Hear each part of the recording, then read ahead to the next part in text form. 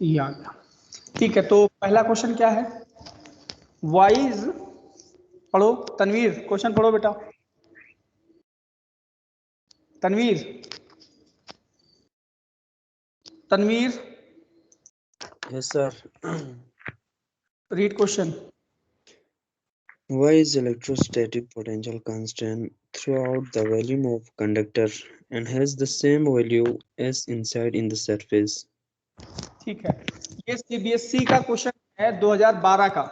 ठीक है, और ये वाला क्वेश्चन भी सीबीएसई का ही है, ये शायद 2013 का है। ठीक है, तो अब आते हैं कि इलेक्ट्रिक, ये क्वेश्चन कह रहा है कि why is electrostatic potential constant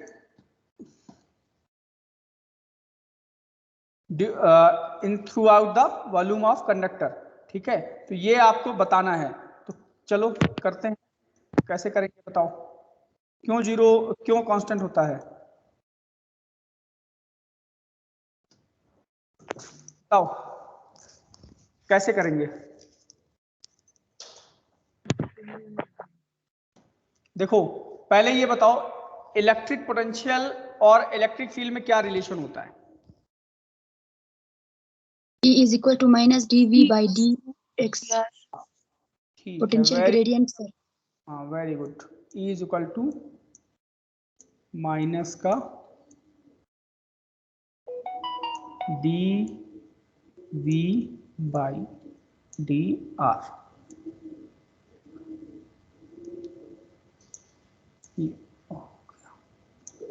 अब ये कौन बताएगा बेटा कि जो इलेक्ट्रिक फील्ड होती है इनसाइड द कंडक्टर वो कितनी होती है? Zero sir. जीरो है। देखो सब आप लोग खुद करोगे ना, आंसर आएगा। देखो ये जीरो हो गया, zero is equal to minus का डी वी अपॉन डी। तो बेटा हमको d v is equal to क्या मिलेगा? Zero. D v is equal to zero. dv क्या है? Change in v। What is dv? dv is simply change in v। Yes और no? Yes sir. Yes sir. dv is change in v। तो अगर किसी भी quantity में change zero है तो दैट मींस वो क्वांटिटी क्या है? Constant है. Constant. वेरी ठीक है, तो इसका सोल्यूशन भी नोट करते चलना। ये हो गया, मैं इसका फोटो तो भेज दूंगा। ठीक है, रिकॉर्डिंग का कुछ कंफर्म नहीं है, मैं आज पहली बार व्हाइट बोर्ड पर इस पर रिकॉर्ड कर रहा हूँ ना। सॉरी, ये कांस्टेंट होगा, जीरो नहीं होगा। इसको अभी सही करते हैं, ये जीरो कांस्टेंट।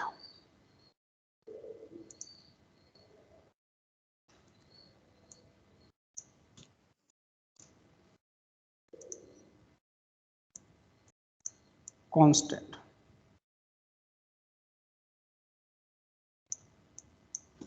ठीक है, तो ये हो गया आपका पहला सॉल्यूशन। अब दूसरा क्या है? दूसरे का सब लोग बताओ। ठीक है, तो क्वेश्चन पढ़ो बेटा, क्या है क्वेश्चन? पढ़ो दूसरा। What is the amount of work done in moving a point charge around a circular arc of radius at the center of which another point charge is located? क्या होगा बताओ, क्या होगा?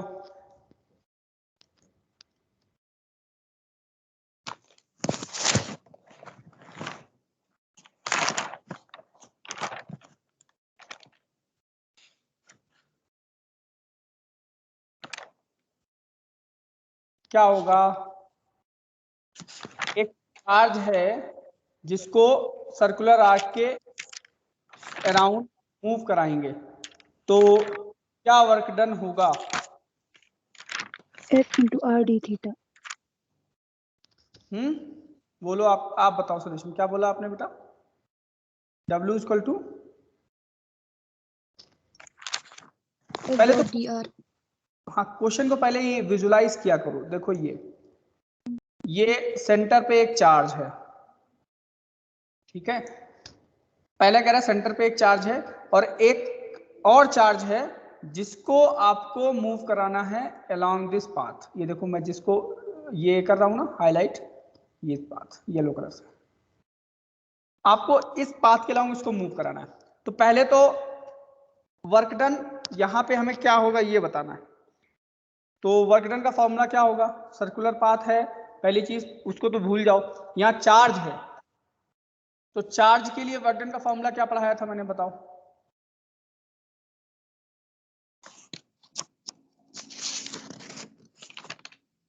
बताओ किससे पूछे? अच्छा 1/4 pi epsilon naught Q1 Q2 upon R।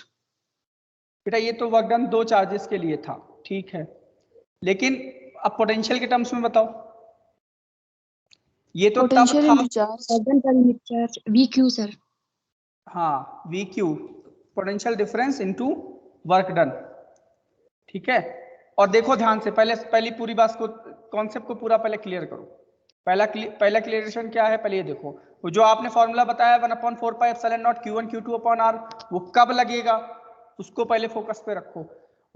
वो तब लगेगा जब आप कोई चार्ज, दो चार्जेस को उठा के लाके एक जगह पे सेट कर रहे हो, पहली चीज, ठीक है। ये फॉर्मूला तब अप्लाई होगा, ये सारी छोटी छोटी बातें। फिर दूसरा, work done is equal to Q into potential. Electric potential कब लगेगा, जब चार्ज को इन्फिनिटी से लेके आ रहे हो। इस पॉइंट को नोट करते रहना, छोटे छोटे पॉइंट्स हैं लेकिन बहुत इंपॉर्टेंट है। ये छोटे छोटे पॉइंट्स हैं, ये बहुत इंपॉर्टेंट हैं, ठीक है। पहली चीज समझ में आ गई कि क्यों, कौन सा फॉर्मूला कहां लगेगा, ठीक है। अब यहां पे ना इन्फिनिटी से लेके आ रहे हैं ना दो सिस्टम का चार्जेस बना रहे हैं, एक सिस्टम पहले से बना हुआ है, उस सिस्टम के चारों तरफ एक चार्ज को हम लोग मूव करा रहे हैं, ठीक है। उस सिस्टम के चारों तरफ एक चार्ज को मूव करा रहे हैं, तो वर्क डन क्या होगा, ठीक है। तो क्या होगा, अभी किसी ने बताया Q into potential difference delta V। चलो पहला काम हमारा होगा। अब दूसरा क्या है कि अब इस चार्ज को अगर हम मूव करा रहे हैं, ध्यान से देखो, तो यहां पे पहले तो यहां से मान लो यहां से मूव कराया और कहीं पे लेके आए, यहां पे लेके आए, तो इन दोनों पॉइंट्स का पोटेंशियल डिफरेंस कितना होगा, पहले तो ये पता करो।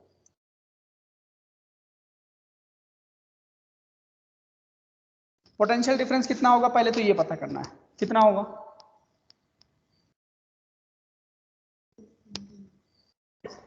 देखो सर्कुलर आर्क के अलोंग किसी भी पॉइंट चार्ज की वजह से जो पोटेंशियल होगा वो तो क्या होगा, सेम होगा। क्या होगा, क्या होगा, हाँ अगर वो सेम है, पोटेंशियल सेम है, तो पोटेंशियल डिफरेंस कितना हो जाएगा, जीरो। ठीक है। तो वर्क डन क्या हो जाएगा, जीरो।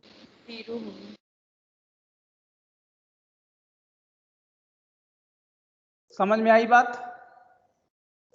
Yes sir. तो ये हो गए हमारे दो क्वेश्चन, ये सारे प्रीवियस ईयर के क्वेश्चन मैं बता रहा हूं, ठीक है। अब मैं अगला क्वेश्चन, इसको व्हाइट बोर्ड एक सेकंड। सर, हाँ बेटा बोलो, पूछो।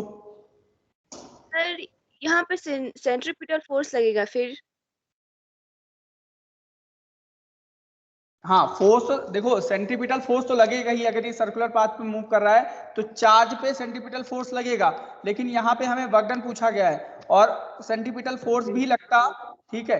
अगर सेंट्रीपिटल फोर्स भी लगता तो उस केस में भी वर्क डन 0 ही आएगा, क्यों, क्योंकि फोर्स और डिस्प्लेसमेंट के बीच में एंगल कितना होगा, 90 डिग्री। फोर्स सेंट्रीपिटल कहाँ लगेगा, चलो आपने क्वेश्चन पूछा, अच्छी बात है, मैं उसका भी एक क्लेरिफिकेशन मिल जाएगा आपको, वेरी गुड। यहाँ पे सेंट्रीपिटल की तरफ फोर्स लग रहा है ऐसे, ठीक है, अंदर की तरफ, और इसका जो डिस्प्लेसमेंट होगा वो इधर होगा, दोनों के बीच में एंगल कितना हो गया, 90 डिग्री। और जब 90 डिग्री का एंगल होता है तो वर्क डन कितना आता है, W क्या होता है, FS cos थीटा,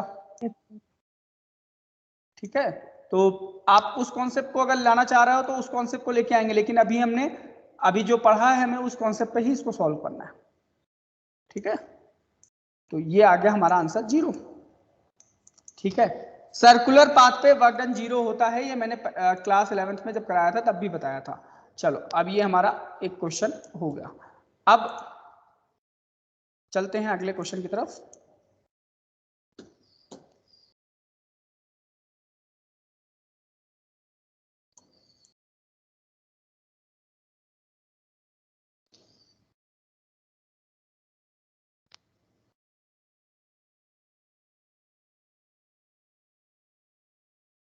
ये अगला क्वेश्चन है।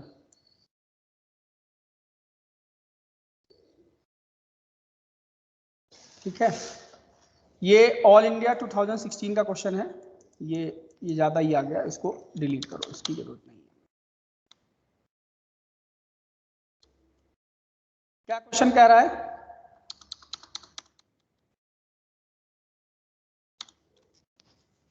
पढ़ो कोई क्वेश्चन। A charge क्या Q कहते is हैं? moved from a point A above a dipole moment P to a point B below the dipole in equatorial plane without acceleration. Find the work done in the process. Question को सब लोग दोबारा पढ़ो, ठीक है? अपने अपने पास अपने मन में पढ़ो, मैं जब तक फिगर को ड्रॉ करता हूं।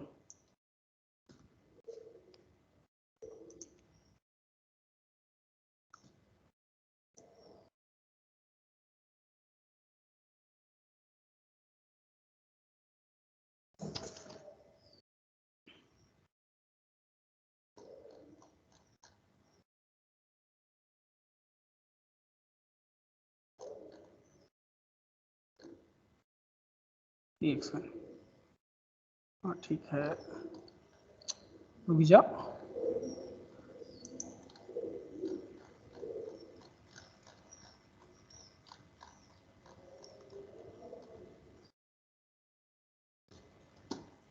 ये हमने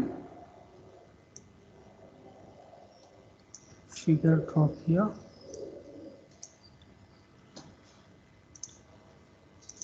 देखो, एक डाइपोल है -q और दूसरा है +q।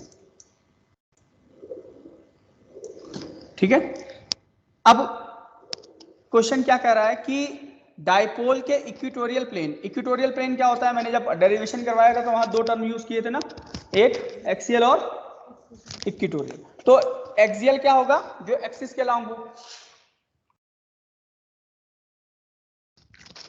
और इक्वेटोरियल क्या होगा? परपेंडिकुलर हो। ये सोच लो कि ये क्वेश्चन आने वाला है, क्योंकि ये मुझे अंदर से फील आ रहा है, क्वेश्चन चिल्ला के कह रहा है कि हम आ सकते हैं सर इस साल।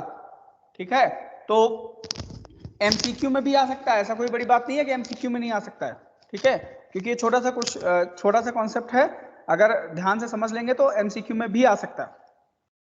ठीक है, तो इक्वेटोरियल प्लेन मैंने बनाया है ग्रीन कलर से, आपको कलर अलग अलग इसलिए बनाया ताकि कोई कंफ्यूजन ना हो। ठीक है, अब इक्वेटोरियल प्लेन पे पोटेंशियल कितना होता है?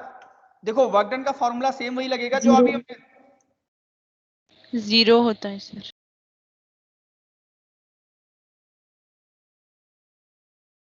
क्या होता है? 0.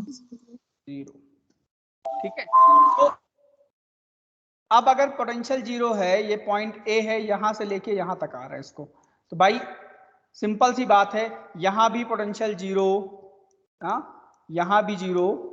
एक सेकंड, इसको अनडू करते हैं। एक सेकंड, इस पॉइंट पे भी पोटेंशियल 0 होगा और नीचे वाले पॉइंट पे भी पोटेंशियल 0 होगा। Am I correct? Yes, sir. तो पूरी एक्सिस पे कहीं पे भी कोई भी पॉइंट होगा, उस पॉइंट पे पोटेंशियल 0 होगा। अगर पोटेंशियल 0 तो पोटेंशियल डिफरेंस क्या होगा? 0. 0। Yes, sir. और जब पोटेंशियल डिफरेंस 0 होगा तो वर्क डन कितना होगा? 0. 0। ये आ गया 0। ठीक है, समझ गए? एक बार इसको Yes, sir. देख लो। ठीक है, मैं और कुछ क्वेश्चन लेता हूँ कल से प्रीवियस।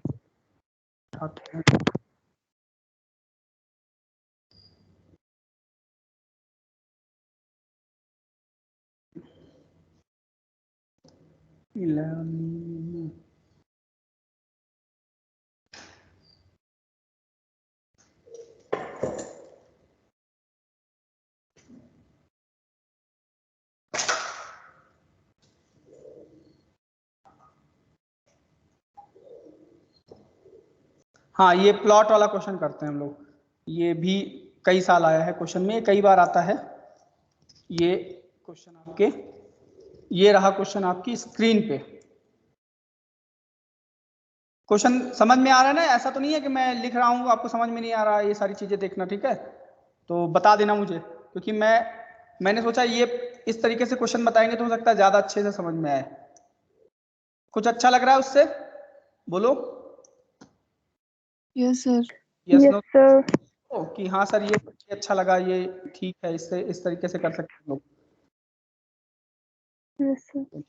ज्यादा हो जाता है।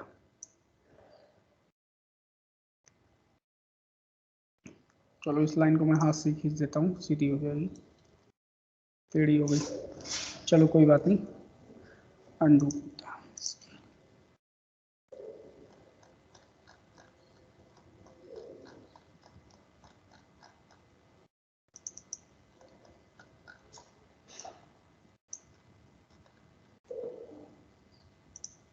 ठीक है, क्वेश्चन क्या कह रहा है, पढ़ो। क्वेश्चन क्या कह रहा है? कोई एक स्टूडेंट पढ़े।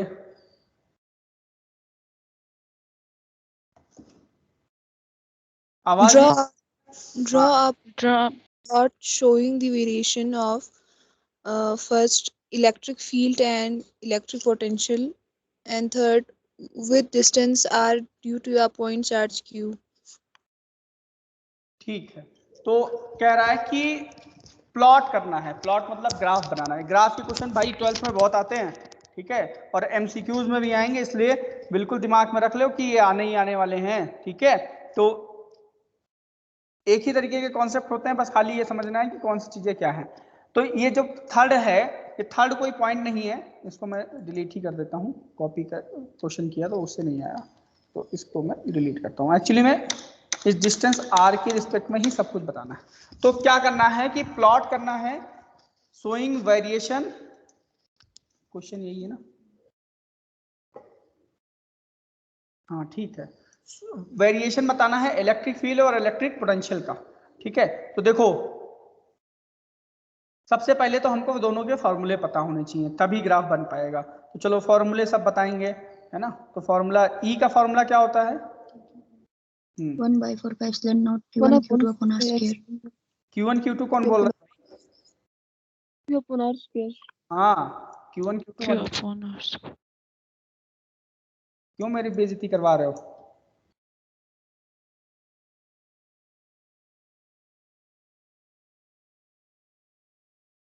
ठीक है, और पोटेंशियल का फॉर्मूला क्या होता है बेटा? 1/4 epsilon naught q by r.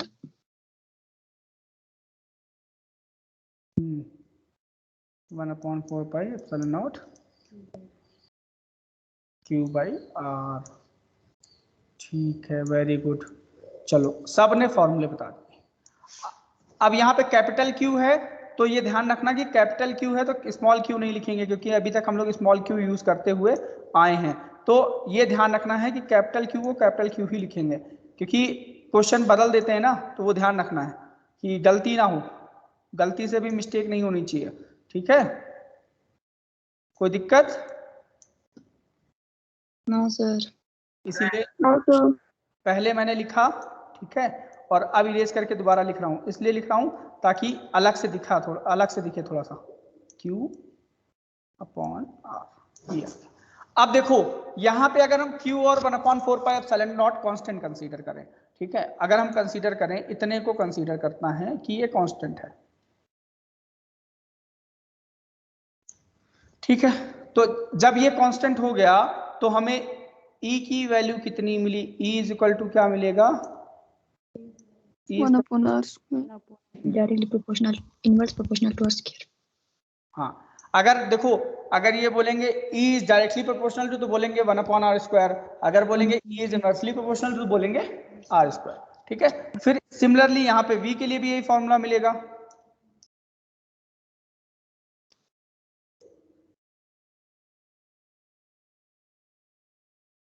ये दो मिले। अब देखो जब r स्क्वायर प्रोपोर्शनली होगा तो उसके ग्राफ का स्लोप थोड़ा जो है कम मिलेगा, थोड़ा सा वो बैठा हुआ मिलेगा, और जब 1/r होगा तो उसका ग्राफ का स्लोप जो होगा वो थोड़ा सा ज्यादा होगा। अब कैसे होगा, अब चलो हम लोग ड्रॉ करते हैं। एक सेकंड, थोड़ा सा बोल्ड को और ऊपर खिसकाते हैं जगह बनाने के लिए। हाइपरबोला बनेगा सर। पहला वाला पैराबोला बने, हाइपरबोला बनेगा। चलो बनाएंगे।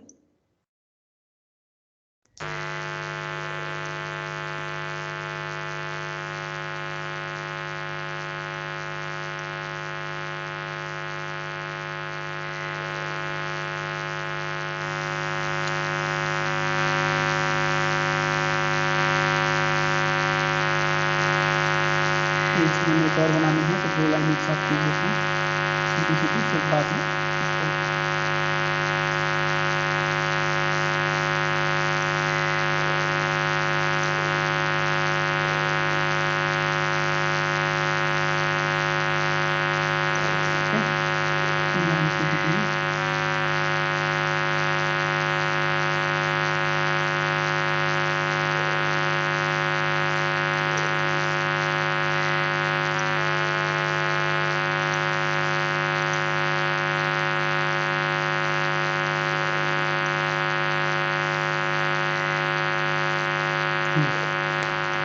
अब देखो, पहला हमको बनाना है E और R स्क्वायर में, तो E कहाँ है, ये लिखा हमने E, और ये R, ठीक है। E और R में बनाना है, और E B और R में बनाना है। सर बोलो बेटा, बोलो। क्या चीज बेटा? सर पीछे से आवाज आ सर रही आपके पेट की आवाज आ रही है। किस चीज की? अच्छा वो सी की आवाज आ रही है। है। ये सर अरे वो एक्चुअली में लाइट चली गई है ना, तो यूपीएस की आवाज है ना, मैं कंप्यूटर पे हूँ ना, इसलिए। ठीक है, मैं थोड़ा सा माइक अपनी तरफ कर लिया हूँ। अब तो नहीं आ रही है, थोड़ा कम हो गई होगी।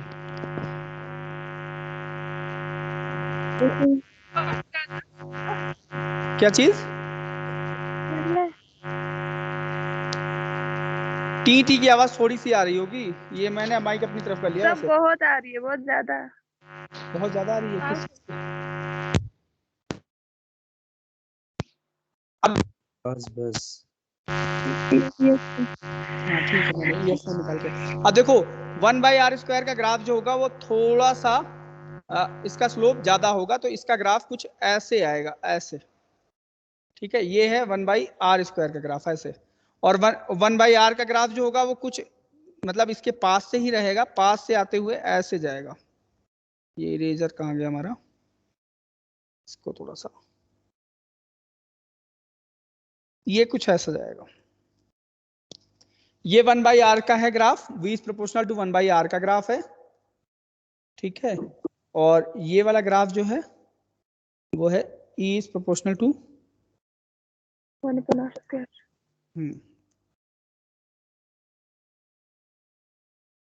ठीक है। अच्छा, कभी कभी क्वेश्चन में और चालाकी कर देते हैं। ठीक है, क्वेश्चन बनाने वाले कैसी कैसी चालाकी करते हैं मैं बताते चलता हूं कभी कभी। तो आज फिर एक बात बता रहा हूं, उसको नोट कर लो कि इसमें क्वेश्चन बनाने वाले क्या कह सकते हैं पता है, कि अरे आप बना तो रहे हो, V और 1/r में ग्राफ बना के दिखाओ, तो कैसा आएगा बताओ। V और 1/r में ग्राफ कैसा आएगा? हाइपर। हाँ, हाइपर वाइपर कुछ नहीं आएगा, सोचो पहले।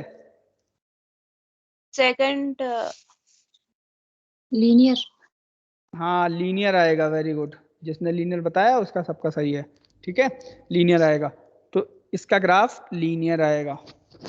ठीक है, तो ये थोड़ा सा ध्यान रखना है, ऐसा नहीं कि जल्दबाजी में कुछ भी कर जाओ।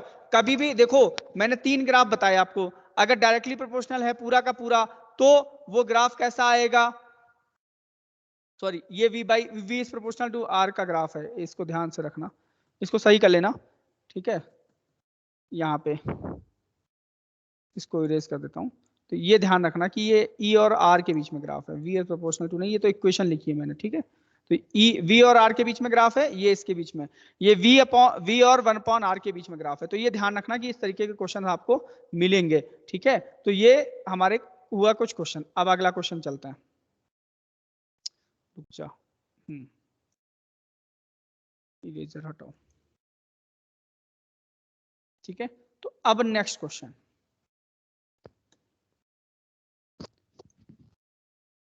इससे हमको समझाने में बड़ा आसान लग रहा है, सारा काम हो जा रहा है।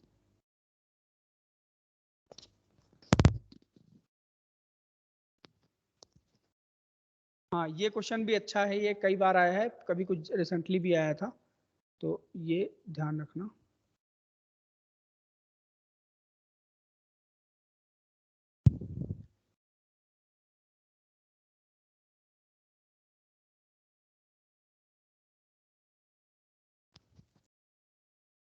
ये ऑल इंडिया 2012 का है, लेकिन ये रिसेंटली भी आया था, ठीक है। अब इसमें क्योंकि रिसेंटली हो सकता है ना दिखा रहा हूँ, ठीक है, क्योंकि रिसेंटली ये क्वेश्चन आया था।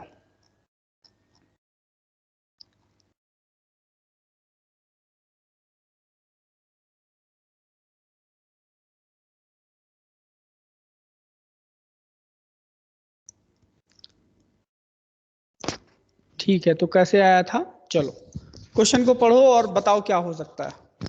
ये भी अच्छा सा क्वेश्चन है, थोड़ा सा अलग है, ये एनसीईआरटी में नहीं था आपके, लेकिन ये आता है क्वेश्चन एग्जाम में। बताओ।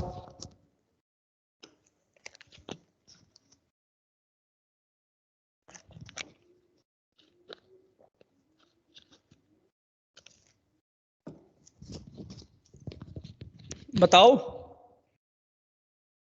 क्या कह रहा है क्वेश्चन।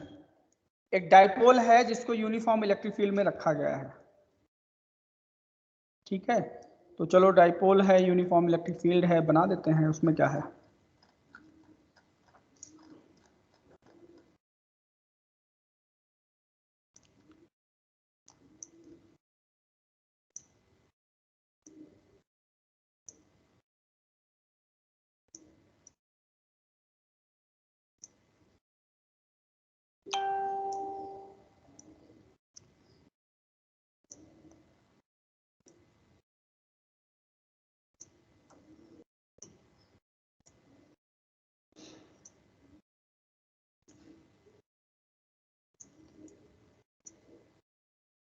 ये लो, ये हो गई यूनिफॉर्म इलेक्ट्रिक फील्ड, ठीक है। इसमें एक डाइपोल रखा है,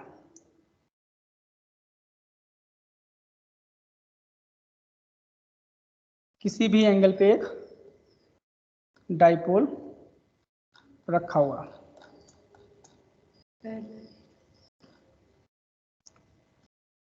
क्या लिखा है, dipole is held in uniform electric field.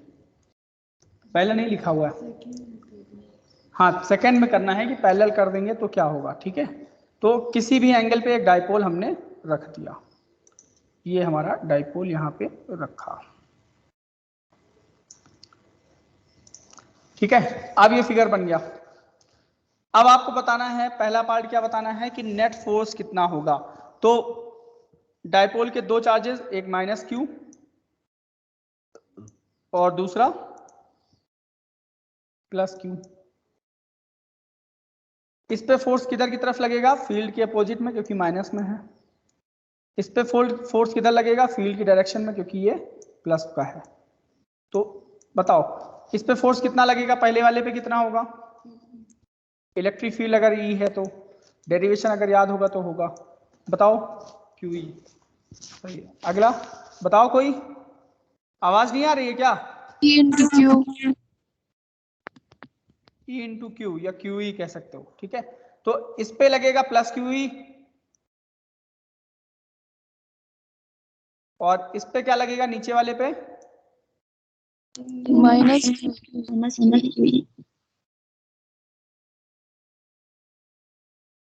तो नेट फोर्स कितना होगा, 0.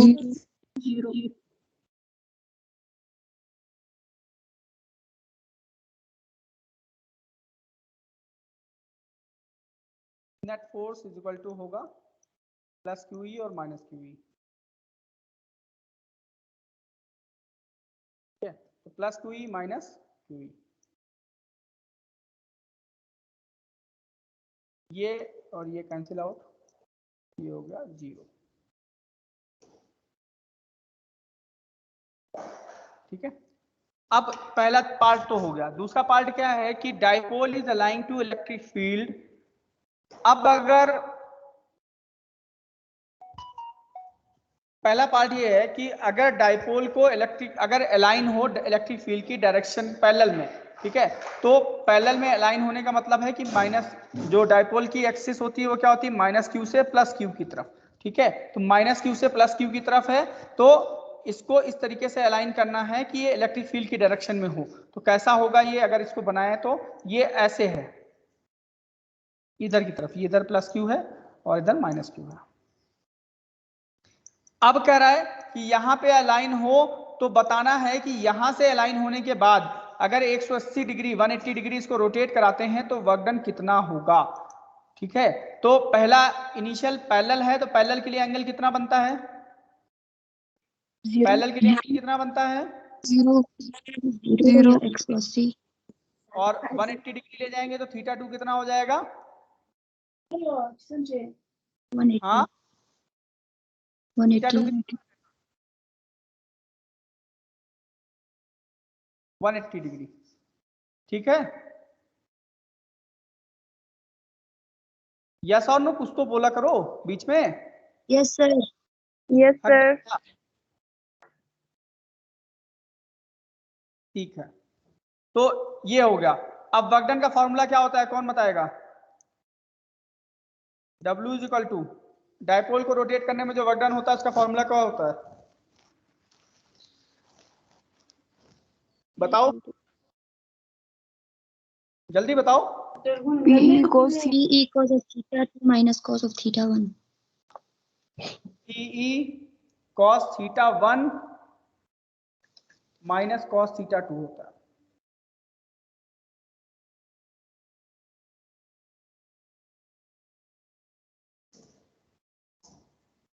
अब P और E की वैल्यू नहीं दी है तो हमको आंसर P और E में ही बताना पड़ेगा। ठीक है, PE की वैल्यू नहीं दी है इसलिए हमको आंसर PE में ही बताना, तो ये ध्यान रखना। वैल्यू क्या होगी, cos 0 की वैल्यू कितनी होती है 1 और cos 180 की वैल्यू कितनी होती है, माइनस ठीक है, माइनस तो 1। 1 और -1 कितना हो जाएगा 2। ठीक है, और से इसको मल्टीप्लाई करेंगे तो कितना मिलेगा हमें वैल्यू 2PE, कितना मिलेगा 2PE। तो ये हो गया आपका answer, this is your answer. ठीक है, तो फिलहाल आज के लिए इतना ही। मंडे से हम